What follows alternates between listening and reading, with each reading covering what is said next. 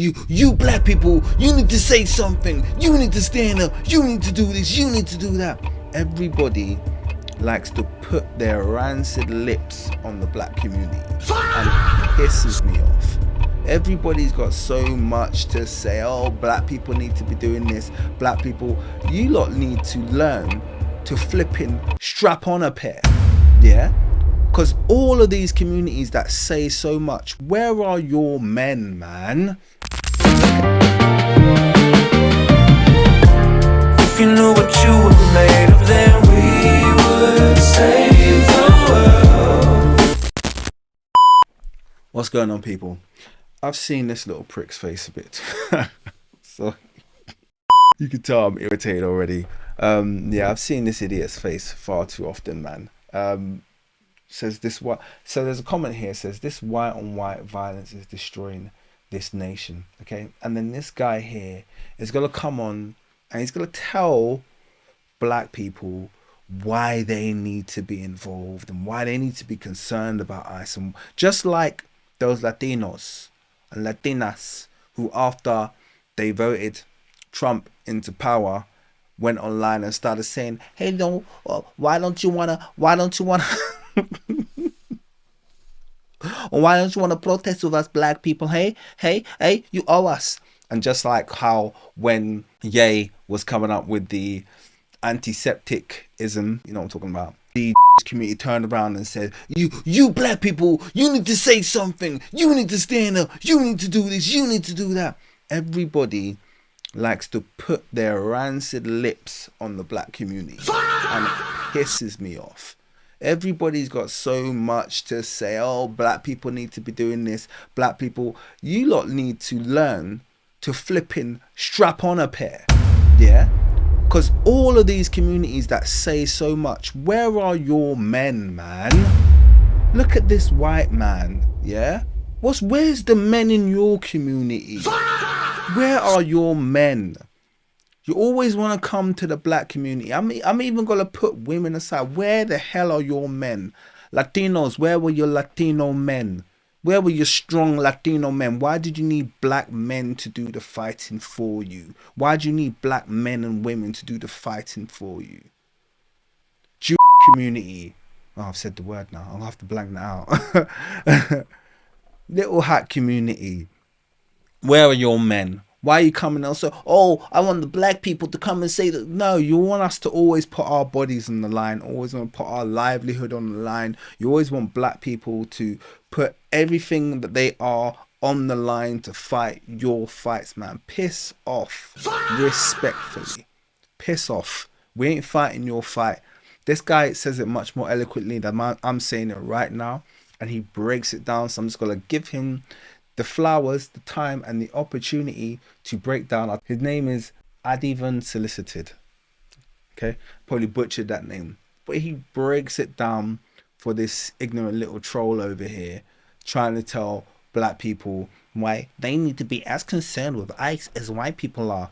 Like, we ain't done. I literally just did a video. If you haven't seen it, by the way, I did a documentary that I recently released. It breaks down essentially how ICE are acting to white people how the police have historically acted to black people. So this is just nothing new.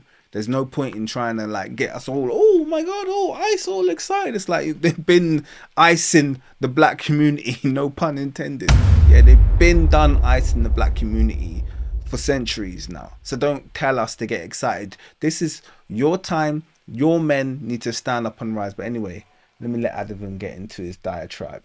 The black Americans saying ICE isn't our problem, you do realize that they're kidnapping black Americans too, right? And they're just saying, oh, we thought they were African, we thought they were illegal immigrants. And then they will detain you for days, sometimes weeks, so that they can have their way with you in the ICE. Thanks for informing us, Chad.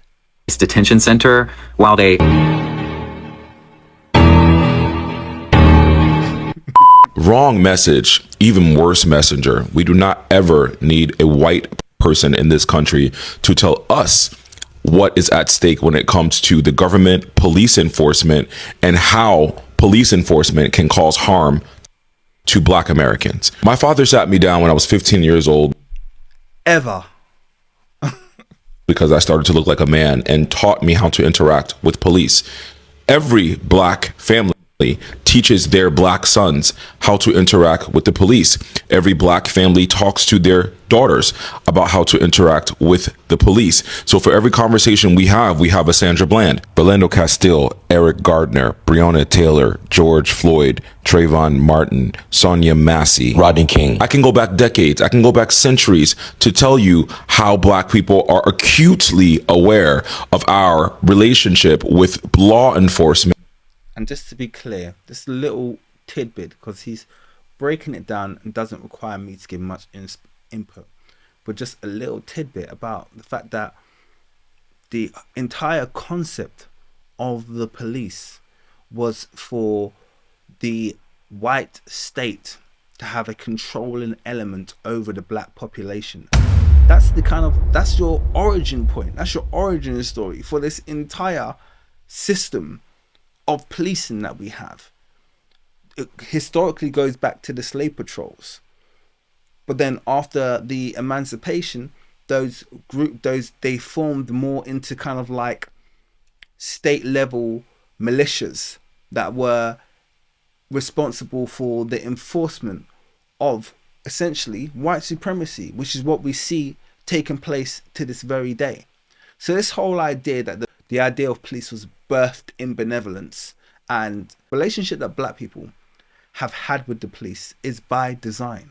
It's the relationship they've always had with the police. It's not like we saw that relationships between the police and black people got really bad at this point, and then they got worse here, but then they got better here, and that line, that curve doesn't exist. It's always been one of belligerence. It existed to be one of belligerence. So when people are acting like, oh yeah, ICE, this new phenomena, it's like, really? And the government. My grandmother was the first person in her family to buy a house in New York, and she moved into a white neighborhood. And you know what they did? They threw things at her house. They burned her garbage. They tried to push her out, all because she was black and they didn't want her around. And every time the cops came, what did the cops do? Agitate my grandmother and grandfather, not the other way around. So no, sir. You do not need to tell black people that we need to be going out on the street and fighting ICE, because black people have never not fought to survive and live in this country, which is our right. Conditions in this country have been perpetuated and propagated by. And just to be clear, it's because of the white male's unwillingness to engage in struggle is why you don't have any heroes. I'm going to repeat that. The white male's unwillingness to engage in struggle is why you don't have any heroes. White males have historically just don't take moral standpoints, don't make strong moral stands, don't put themselves in a position of sacrifice. You always leave it for your victim class, for your downtrodden class, for women, for X, Y, and Z to do these things, which is why you don't have any heroes. And then you want to turn around and you want to be angry at the black community because black people have so many heroes, because they're constantly forced to stand on business. They're constantly forced to put themselves in harm's way in order to further the progress of black communities, in order to extend human rights. You never do this. You never want to engage in any kind of struggle. You never want to get your hands dirty. You never want to do the right thing. You don't have any martyrs. You don't have anybody historically who you can look up to. You have no historical role models. And really, if we're going to be real, you don't really have any living role models. So you like to look at the black community and other communities and be like, oh, where are your role models? Where are your role models? Who do you look up to? Nick Fuentes, Charlie Kirk, President Trump, JD Vance? Who do you look up to seriously as a white person? Putin? Macron? Who do you look up to? Who's your role model? Keir Starmer? I'm interested to know. Because it seems to me like a lot of this gaslighting you do about role models in the black community, and yet we have far more role models than you do. Far more role models than you do. I look up to Ye. How about that? I'll tell you that with a straight face. Yeah, standing on business, I look up to Ye. Yeah, he's had his recent kind of like run-ins of stuff that he said very controversial. Yeah, he said that, but you know what? There's a black man who built himself out of nothing.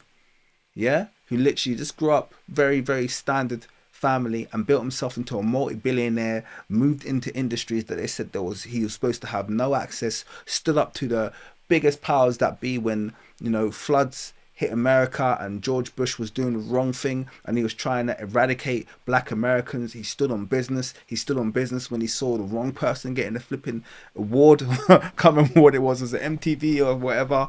And he said that, you know, Beyonce made the bit. Like, this is, he stands on business. Okay, that's role model material, something that you guys don't have. No one wants to be you. Let's be real. No one wants to be you. No one's looking up to you. There's a problem. And the problem is just this. You don't ever want to fight for nothing. You've got an enemy right now in your nation right now, and you're trying to put the struggle on black people. You're trying to put the weight of the struggle. You're trying to put black people in harm's way because you're too cowardly to do it yourself. Where's your role models? Why don't you ever stand on business? Where's your men? By white people. White people are the only people that can fix it. This is your time to shine. This is your time to stand up. Black people have been fighting since slavery. The fact that you see us occupying spaces, owning homes, being doctors, being lawyers, graduating school is all because of a fight that has never ended. The fight has... Black Americans have done nothing but fight. This is where I just have to take my hat off to my brothers and sisters in America, because they ain't done nothing but fight from day one. They've been on this fight. That's all they do. So the progress that they've made as a people, as a community, and having rebuilt themselves so many times after having their land, their freedom, their inventions, their innovations, their wealth stolen, and they never get it back. Flooded, they never get it back when it's taken. They just keep building, and in spite of that, they're still there and they're still building, and you're still thinking and conniving and cooking up ways to take what doesn't belong to you. Why are you so flipping petrified of them so much? Why are you so scared of them? Why are you so scared of, why are you so terrified of black people? I'm saying that ironically because I'm a historian and I probably know better than most people why they're terrified of us. But why don't you be transparent about why you're terrified of us? Why don't we start talking Turkey about history? Why don't we start talking Turkey about who we truly are? Okay, and then maybe everyone around the world can start to rationalize what is your irrational behavior as a group. Has never ended for black people. So the fact that you think you as a white man can come on Beyonce's internet and tell black people what they need to be fighting for. I like the fact that you said Beyonce's internet. I don't know what the reference is in there. I'm poor when it comes to stuff, but it dropped like a dime for me. I said Beyonce's internet. It's so lost on you how you don't understand American history and how you don't understand intrinsically American culture. Because in order for us to exist in the capacity we exist in 2026, that is from a centuries long fight. You guys go out and do the work. You go out and fight your representatives. You go out and make noise at Capitol Hill. You go out and demand change. Listen, don't tell white people to. I've realized, don't tell white men to work.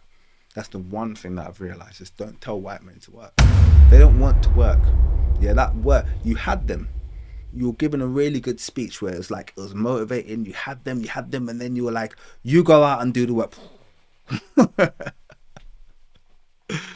It was like you just hit, it was like a balloon hitting a spike wall. It was just like, work? I don't want to work. Yeah, what I want is for you DEI hires to be removed. Yeah, because we want good white men in those that they don't like work. They don't want work. They don't want competition. Okay, they don't want to do that heavy lifting. Okay, they would prefer to read about the good old times during slave trade than actually do any work. Okay, they prefer to live the fantasy in their mind than to have the reality of actually working to create a future for themselves. So yeah, that was a bad call there. But don't ever come online and tell black people what they need to be fighting for. For all the black Americans saying ICE isn't our problem. Don't ever, ever come online and put your rancid mouth upon the black community. Don't. Just Tim,